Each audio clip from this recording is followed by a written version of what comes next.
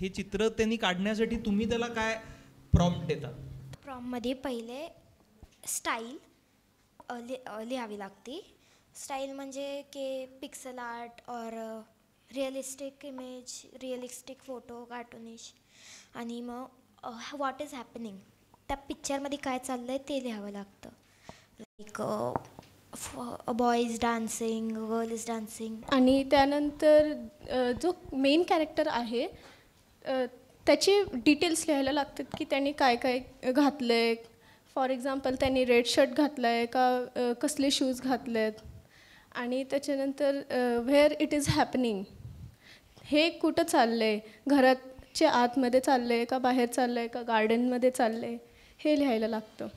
आणि लास्टमध्ये other details लिहायचे असतात. बॅकग्राऊंडमध्ये काय, जसं की बॅकग्राऊंडमध्ये ट्रीज आहे, सनसेट होतो आहे, बीच आहे, जसं की हे वॉलपेपर्स थीममध्ये फेदर्स आहे.